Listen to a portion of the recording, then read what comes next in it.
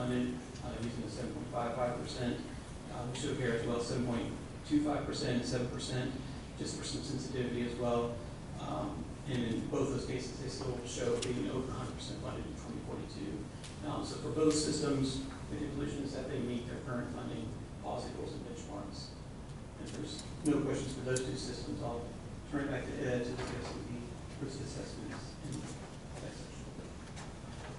Great, thanks, Ben.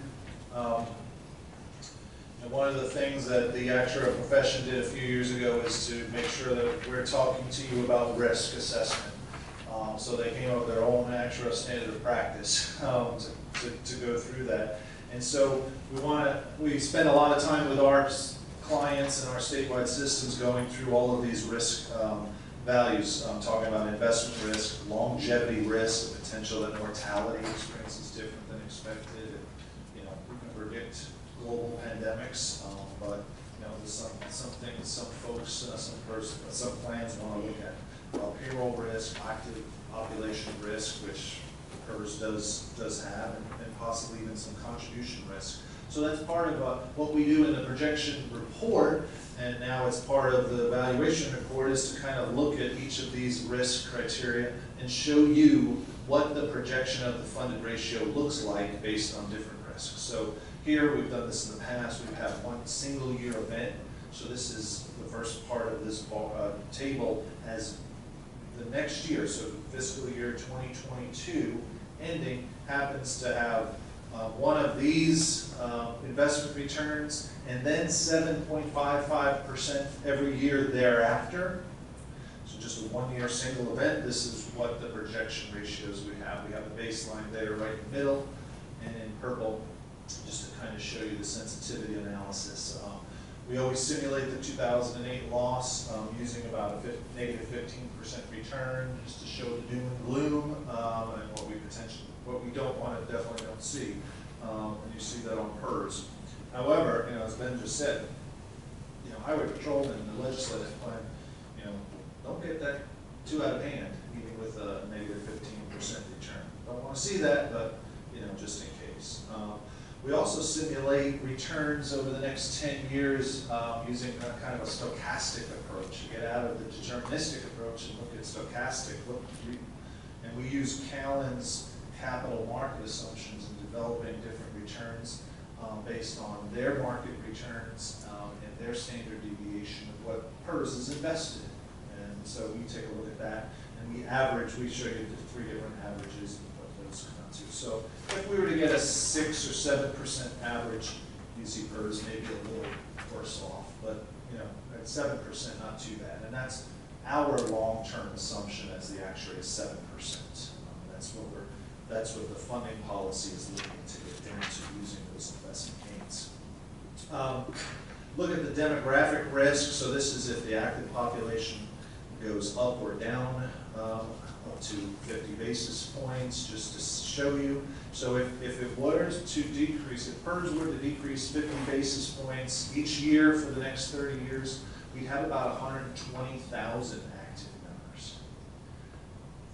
Now, again, we're at 145,000.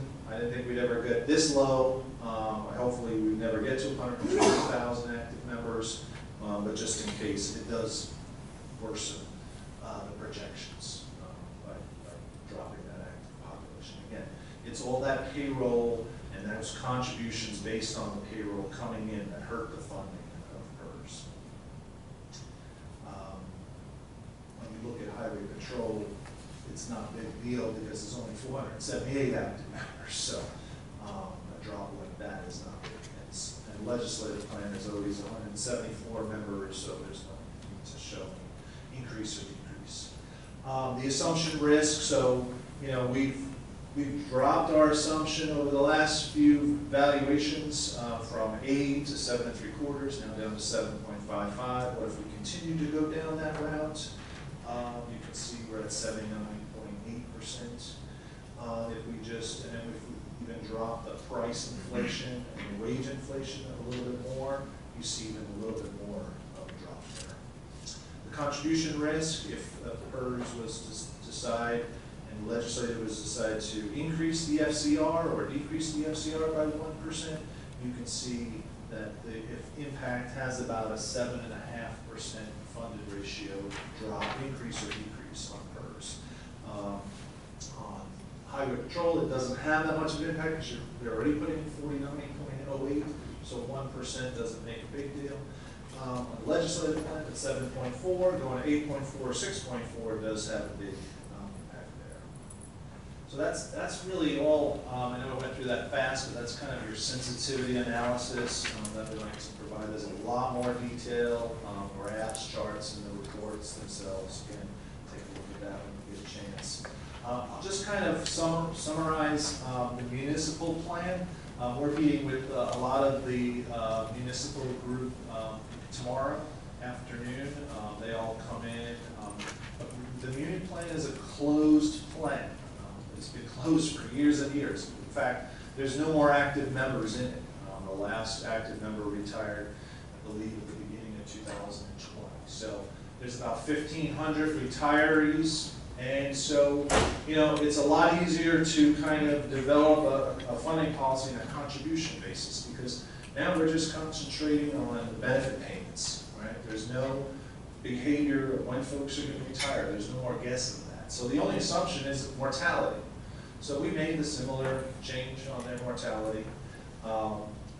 They've been, the amount of requests for COLA increases have risen because folks are, you know, have a nice asset pool. They want to provide those retirees that are left with some possible COLAs. So we've been doing some studies. I think we did a study with Meridian recently. Tupelo granted a 1% ad hoc increase for this year, so that's in their valuation result. We've valued or calculate their contribution on a millage rate basis. So we know their assessed property values, we get their homestead exemptions, and we calculate a millage rate for them. And then we basically run their cash flow until the last retiree is expected to die. And we say, okay, what do we need to put in there as on a millage rate basis based on their assessed property value to see. So it's really a cool little experiment. It's nice spreadsheet work that Ben and our staff do. So we do look at the assessed property values. If we see them increasing, which we want, we don't assume any increases, but when they assume to increase, that helps their funding because more contributions on the millage rate are coming. So 11 municipalities, and that means the state's growing, property values are growing, and that's great. So 11 municipalities saw increases, about 6 decreased. If you want the specifics, we can provide those to you afterwards. But you know, really good results there. And then you got all the investment experience. They're invested like PERS, so they saw a great return as well for each of those individual plans. So all of their funded ratios went up. All of their millage rates went down except for one city, and that was Yazoo City. They are the only ones that need to increase their millage rate for the fiscal year ending September 30th, 2023. And I just throw this in there. Again, we're meeting the representative from Yazoo City's coming. They didn't put in a correct contributions this past year that they should have. They only have 10 retirees left. So when they don't make their $150,000, $200,000 contribution, they only put in $40,000, it kind of shows up as a big deal. If it was Jackson, who has 500 and so members left, it wouldn't have been a big deal, but they're almost on a pay-as-you-go basis, basically, so there's a little bit. But we're going to meet with them tomorrow to discuss that. But their millage rate's going up by about 50, 60 basis points. About what it was year before. Yeah. So again, we'll meet with them tomorrow. We're meeting with the Highway Patrol Administrative Committee tomorrow as well to go over their great results. But again, just to summarize, there's a lot more in the appendix if you want to really dig into some graphs here, but you know we won't go through that today. Again, that's at your leisure. But again, the theme, the message is great news. We love coming to these kinds of meetings in person. We're excited for this valuation cycle and to be back in person because we like when there's good news. So, I'll entertain any questions if you all have it on anything that we discussed. Yes, sir. The Fed Chairman, Powell, has compared the trend from inflation.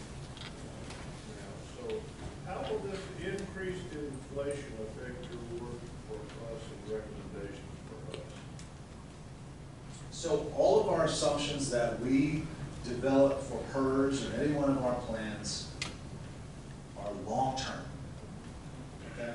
Mortality, investments, inflation. Okay? We don't want to take what happens in a 12, 18, 24-month period and design an assumption, develop an assumption based on just that short-lived experience. Okay? We've been actually on the higher end of inflation as actuarial firms go in our industry. All right?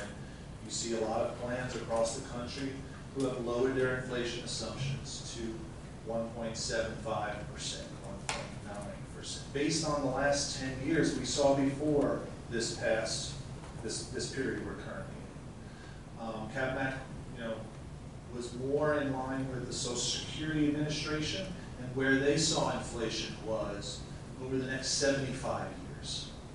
Okay, so 2.4% is what we're kind of predicting over the long term of this plan. Now, you don't have a COLA that's based on CPI, you have a fixed COLA rate. So a lot of plans have a COLA based on CPI. So that assumption is so vital to the development of their liabilities. It's not for y'all. More in the payroll is where inflation comes in the investment arena. So again, I don't know if I answered your question, but this short-term period is a blip, and we're not going to base developing an assumption just on this short-term period for the long-term funding.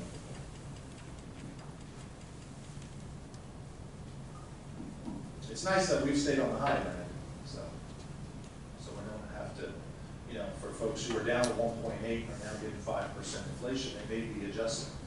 And we've seen some forecasters of inflation come back up on their numbers, but they're able to adjust their numbers every year. We don't want to do that. We want to set something and leave it for a number of years and let it sit. We've got a plan, we've got a 20-year-old we just hired that won't be paid out of this plan for another 30, 35 years.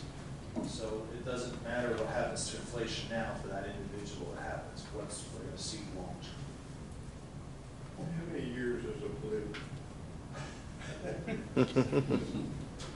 I don't know. Is that a definition?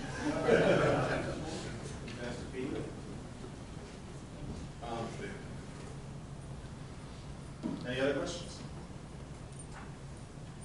All right, thank you. I know this was long. I appreciate you all sitting through that, but this is our annual period, so we'll see you all next year. Thank you. Anything, Mr. Higgins, want to look for? Nice presentation. Nice. Are we then ready to go to staff report? We can do that. First item will be behind tab 10A, standard retiree report.